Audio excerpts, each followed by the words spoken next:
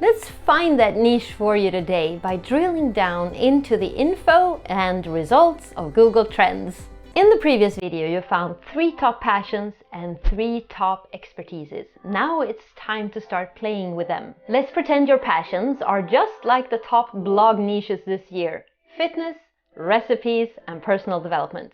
Let's find out the results and drill down. There's an important question you're gonna get at the end of this video, but we don't want you to start ruling out options yet, so it's gonna have to wait till the end. Hey, I'm Malin, I'm your online mentor, here to help you create the business and life you deserve, so make sure to hit subscribe and the bell so that you don't miss out on everything online business. Your list of expertises, let's pretend they are telecom, education, and fitness instructor. And now let's play a game. Create matches of your passions and your expertises in as many ways as possible. How many options did you get? How many combinations can you find? Expertises and passions. Any surprises? Comment. Okay, so this is still on a very high level, but it's fun, right? So smash the like button if you like doing this and you feel the anticipation of finding your niche today. Alright, so I'll screen share now and we'll start drilling down into fitness, recipes, and personal development.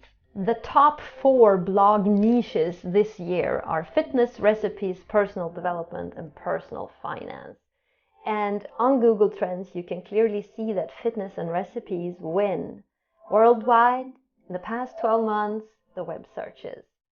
The YouTube searches show that recipes win on YouTube and fitness wins on Google Shopping. It's safe to say that there is demand on these high-level niches. Let's drill down and potentially combine them. Let's look at weightlifting, jogging, skiing, and cycling within the fitness niche. You can see that cycling has a pretty constant and reliable demand, whereas skiing is more seasonal. Jogging and weightlifting lower demand, and weightlifting is probably more niched down already. Let's look at YouTube searches. The result is basically the same. Now let's scroll down and see how these are distributed across the world in, for example, the US, Greece, Canada, United Kingdom. You can see that cycling has a higher demand. We can now drill down into the top queries of each area. Weightlifting top queries. Can we find product demand? Belt, belt, belt. Gym, simulator. Weightlifting for women. Okay, so there's also a weight loss aspect to weightlifting. How about jogging? Top queries. You can find brands. There's a stroller. There's some demand for clothing. Pantalon, bottoms, jumpsuit. So maybe jogging has an interesting aspect to it. You could sell products within that niche. Skiing looks like we have to drill down more in order to explore this niche. Water skiing, alpine skiing, these are very different from each other. How about cycling? If we stay with the top searches: shorts, shoes, bike, jersey.